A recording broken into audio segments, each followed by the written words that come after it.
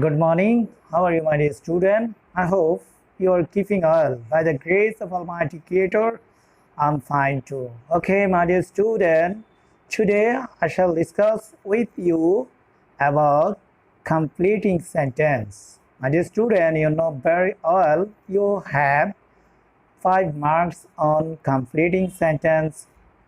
That's why completing sentence is very important for the student of class 9 and 10. Okay, now I'm going to discuss on completing sentence. I hope you will stay with me until finish my class. Okay, let's go. Now I'm going to discuss.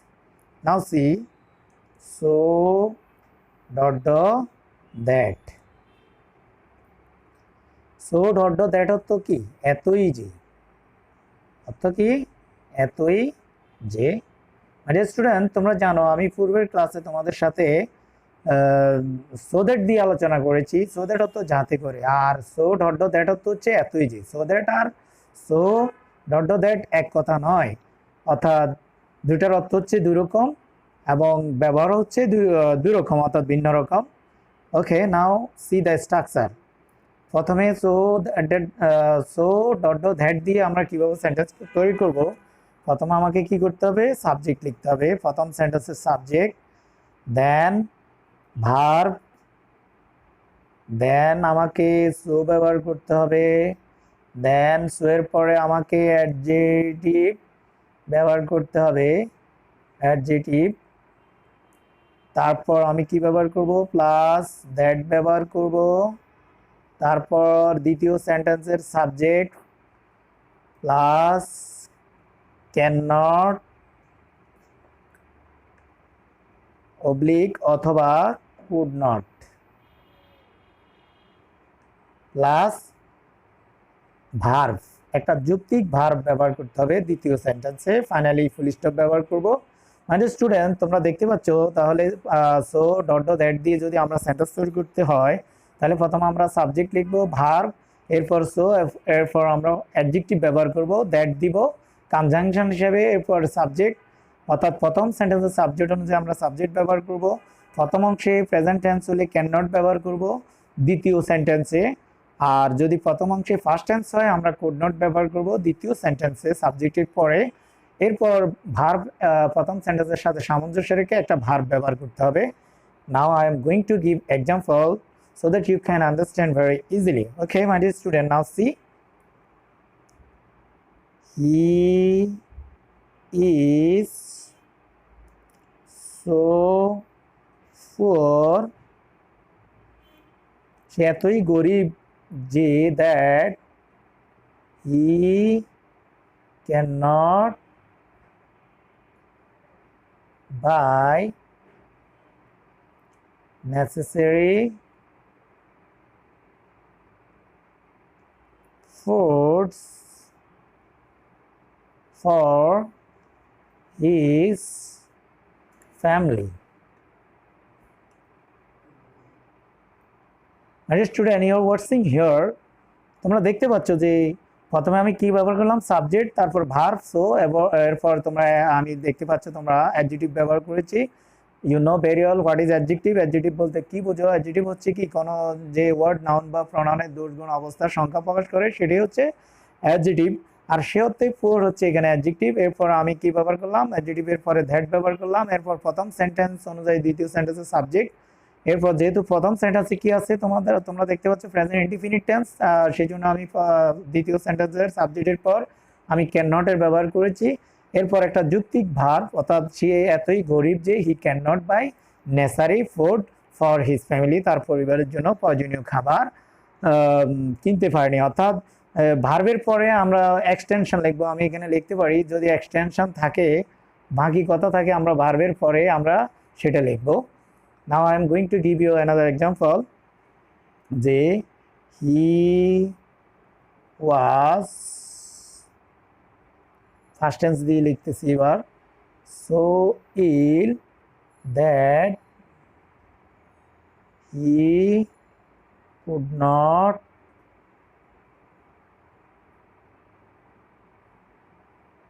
eat anything. অর্থাৎ সে এতই অসুস্থ ছিল যে সে কিছুই খেতে পারলো না। Could not it anything. তোমরা দেখতে পাচ্ছ ওইদিকে আমি ফার্স্ট টেন্স লিখেছি ওয়াজ। দ্বিতীয় সেন্টেন্সে আমরা কুড নট ইট এনিথিং, কোনো কিছু খেতে পারলো না, কুড নটের ব্যবহার করেছি। আশা করি তোমরা বুঝতেছো মাই ডিয়ার স্টুডেন্টস। যেমন আমরা বলতে পারি দা, বলতে পারি যে I am so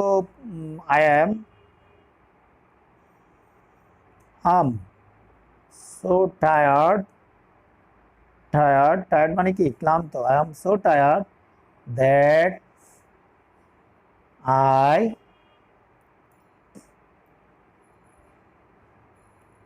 could not, sorry I can not দিব আমরা, I can not go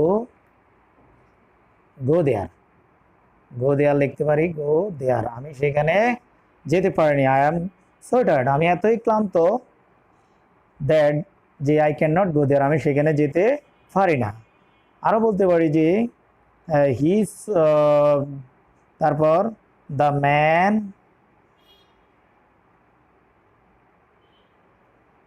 is so foolish that he cannot understand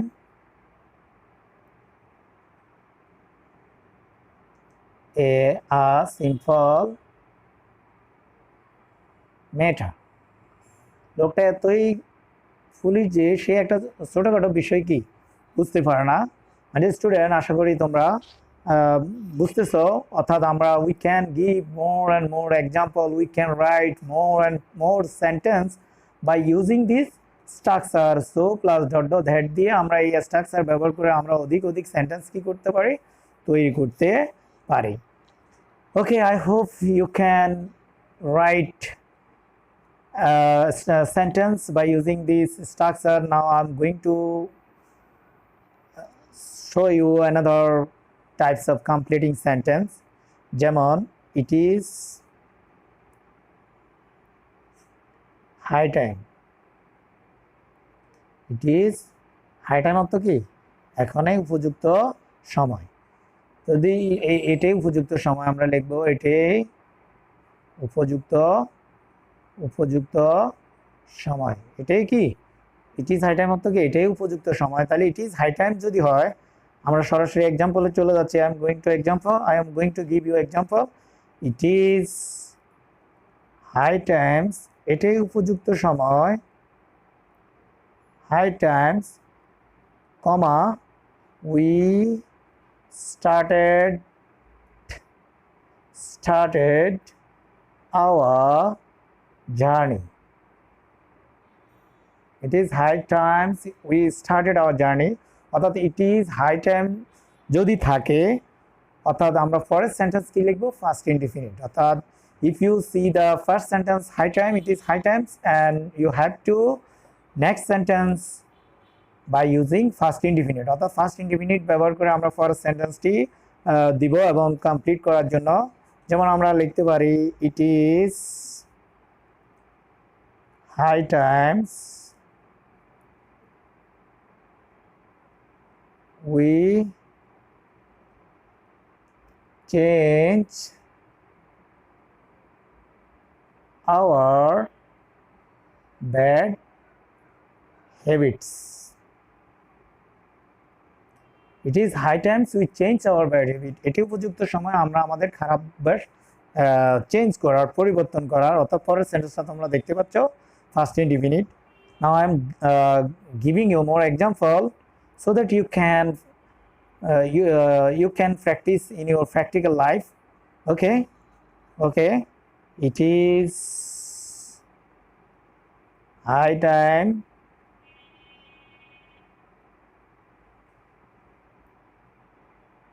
we gave up smoking. এটাই উপযুক্ত সময় ধূমপান ছেড়ে দেওয়ার। অর্থাৎ পরের অংশটা দেখতে পাচ্ছ, গেভ আপ দিয়েছি আমি, অর্থাৎ ফার্স্ট টেন্স। অথবা আমরা এভাবেও লিখতে পারি যেমন ইট ইজ হাই টাইম যদি থাকে, ইনফিনিটিভ ব্যবহার করে আমরা লিখতে পারি it is high time to ব্যবহার করে infinitive to start our journey. Infinitive verb, infinitive verb কি, অর্থাৎ টু এর পরে ভার্বের প্রেজেন্ট ফর্ম বসানোকে আমরা কি বলি, ইনফিনিটিভ ভার্ব। ইনফিনিটিভ ভার্ব ব্যবহার করে আমরা করতে পারি, যেমন it is high time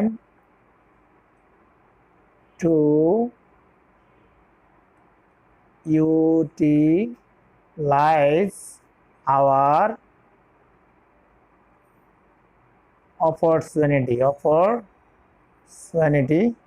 opportunity, আমাদের সুযোগকে কি করা, সদ্ব্যবহার করার। অর্থাৎ আমরা ইনফিনিটিভ ভার্ব ব্যবহার করে আমরা কি করতে পারি, সেন্টেন্স লিখতে পারি। ইটস অর্থাৎ this to rule very very important for your exam. আমি দেখেছি যে অনেক পরীক্ষায় এই রুলগুলো বেশিরভাগ আমি দেখি, অ্যান্ড সেই জন্য আমি তোমাদেরকে ইনফর্ম করতে চাই। I would like to inform you, you should learn this rule very perfectly and for your exam. Okay, now I would like to give you more example. Now see another example for you, another types of structure. যেমন no sooner had দিয়ে আমি একটা sentence দেখাচ্ছি। No sooner had, no sooner had. তাহলে no sooner had অর্থ কি, যেতে না যেতে, যেতে না যেতে, খেতে না খেতে, খেতে না খেতে, ফুঁসতে না ফুঁসতে, খেতে না খেতে, ফুঁসতে না ফুঁসতে, এসব অর্থে আমরা কি ব্যবহার করি, নো সোনার হেড। তাহলে নো সোনার হেডের স্ট্রাকচারটা আমরা দেখি। প্রথমে নো সোনার হেড, প্রথমে কি লিখবো, no sooner had plus subject plus verb three, means ভার্বের ফার্স্ট পার্টিসিপাল, তারপর এক্সটেনশন যদি থাকে ভার্বের পরে এক্সটেনশন বাকি অংশ, তারপর আমরা কি দিব, একটা দেন দিব, তারপর আবার সাবজেক্ট লিখবো, এরপর ভার্ব টু লিখবো অর্থাৎ ফার্স্ট ইন্ডিপেন্ডেন্ট, দেনের পরে কি লিখবো, ভার্ব টু এবং ফার্স্ট ইন্ডিপেন্ডেন্ট অর্থাৎ রিমেনিং অংশ, এক্সটেনশন লিখবো, এরপর এক্সটেনশন অর্থাৎ বাকি কথা থাকে। অর্থাৎ নো সোনার হেড, প্রথমে আমরা কি লিখবো, নো সোনার হেড, তারপরে সাবজেক্ট, এরপর ভার্ব থ্রি, এরপর ভার্বের পরে যদি আরো কথা থাকে বসবে, দেন বসবে, আবার আমরা সাবজেক্ট লিখে ফার্স্ট ইন্ডিপেন্ডেন্টের একটা সেন্টেন্স লিখবো। যেমন no sooner had, no sooner had I am the gun. অর্থাৎ আমি গানটা তাক করতে না করতে দেন লিখবো, দেন দা বার্ড, বার্ড অর্থ কি, পাখি, লিউ এ, অর্থাৎ বন্দুক তাক করতে না করতে ফাঁকিটি পড়ে গেল। তাহলে প্রথমে আমি কি লিখলাম, নো সোনার হেড, সাবজেক্ট লিখলাম, ভার্ব অলওয়েজ ফার্স্ট পার্টিসিপল হবে নো সোনার হেড যদি থাকে, এরপর বাকি অংশ যদি থাকে ভার্বের পরে বসাবো, বসাবো, দেন আছে দেখো তোমরা, দেন এরপরে সাবজেক্ট, আবার ভার্ব, এরপরে ভার্ব টু ফ্লি অ্যাওয়ে, অর্থাৎ বাকি কথা এক্সটেনশন অর্থাৎ আরো কথা থাকলে আমরা এরপরে লিখবো। Now I am going to give you another example. No sooner had, no sooner had I reach the station, স্টেশনে পুষতে না পুষতে, তারপর কি লিখবো, দেন লিখবো, দেন দা ট্রেন লেফট, লিভ থেকে কি হবে, লিভ থেকে লেফট হয়ে যাবে, লেফট, অর্থাৎ স্টেশনে পুষতে না পুষতেই কি ট্রেনটা ছেড়ে দিল। Now I am going to give more example. No sooner had the teacher entered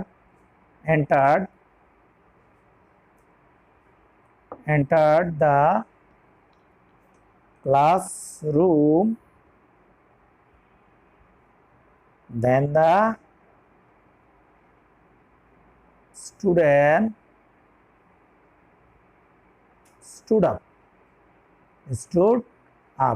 শ্রেণীকক্ষে শিক্ষক প্রবেশ করতে না করতে ছাত্ররা কি দাঁড়িয়ে গেল।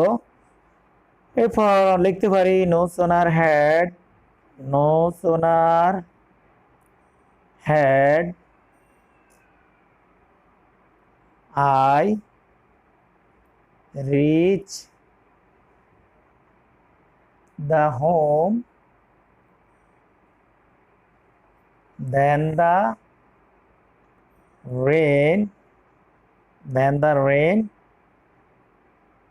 started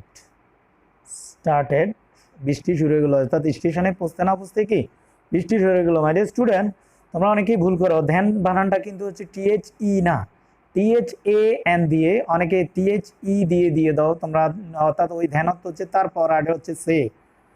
অর্থাৎ তোমরা আশা করি ধ্যানের ব্যাপারটা ভালো করে লক্ষ্য করেছ। এরপর আরেকটা এটার সাথে সামঞ্জস্য রেখে, অর্থাৎ এটা হচ্ছে নাবোধক নোসোনার দিয়ে, আর হ্যাঁ বোধকটা হচ্ছে কি অ্যাজ সন অ্যাজ। হ্যাঁ বোধক কি অ্যাজ সন অ্যাজ। অ্যাজ সনাযত্ব হচ্ছে যখনই, অ্যাজ সনাযত্ব কি যখনই। যেমন অ্যাজ সন হলে দুই পাশে ফার্স্ট ইন্ডিউট হবে, যেমন as Son as I saw the man, comma I talk with him, আমি তার সাথে কি বললাম কথা বললাম। অর্থাৎ as soon as এর যে অংশ, as soon as এর অংশ ফার্স্ট ইন্ডিউট হলে পর অংশটাও ফার্স্ট ইনডিফিনিট হবে, তবে কমা হবে, অর্থাৎ মাঝখানে কি হবে কমা হবে। আর as soon as যদি মাঝখানে বসে তাহলে কমা হবে না। এরপর as soon as হতো যখনই, as soon as সাধারণত প্রথমেই বসে, যেমন as soon as he call me, আর যখনই সে আমাকে ডাকলো I responded